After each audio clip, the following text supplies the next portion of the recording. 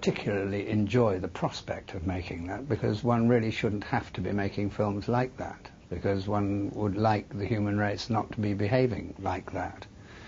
As long as the human race is behaving like that, then I think when the opportunity, if somebody asks you to make a film like that, then it's in a sense your duty to do so.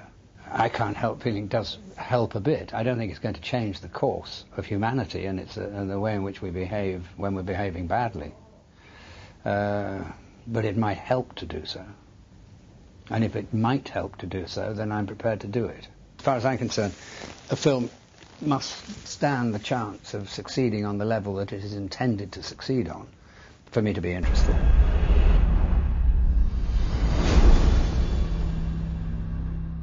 I think Elephant Man's quite a romantic film.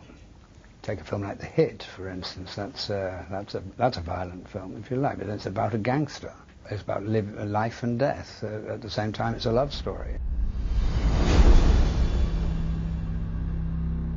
I always personally felt that, and I had many conversations with Michael over it, that I thought it lacked two centres. And one was an intellectual centre, and the other was an emotional centre. But at the same time as lacking those centres, that's actually what the merit of the film was too. If you wanted to make it into an epic film, I think it needed those two centres. And I suspect, in actual fact, that that's what Michael wanted to make, was an epic film. What he succeeded in making is something that was probably more ahead of its time and not so easy for the critics to understand. Cimino is a complicated character. There isn't any question that he's enormously talented. At the same time, I think that he is, that terrible old expression, he is his own worst enemy. He behaved quite ridiculously with the press, which is one of the reasons that it was so heavily criticized at the time, in America, particularly. France, it was always regarded as a masterpiece. It's one of the few countries, yeah.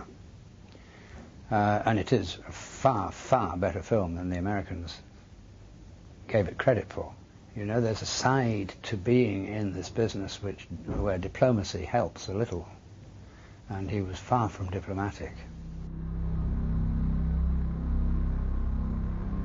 Movies are going to reflect not necessarily the mood of the time, but they're going to reflect the possibility of the time.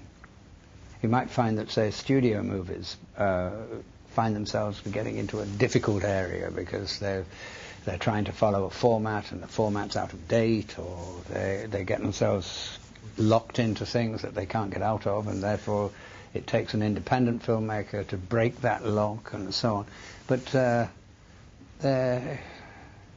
you may have to look in different areas, but I think and you may have to look to different countries too.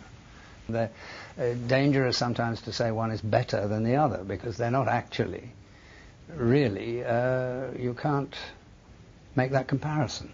It's what we do with the opportunities we get, and it's, at the minute, filmmaking is extremely difficult. Independent filmmaking is extremely difficult. You got rather a better deal in France than say, we have in the UK. But in a sense, that's a very good thing, because, this has always been a very educated country in terms of film. It really has, no question, it has been, and whereas the UK is not not well-educated film-wise, and it's always suffered from being under the shadow of Hollywood. And all British filmmakers have found it terribly difficult to keep going with any kind of personal identity.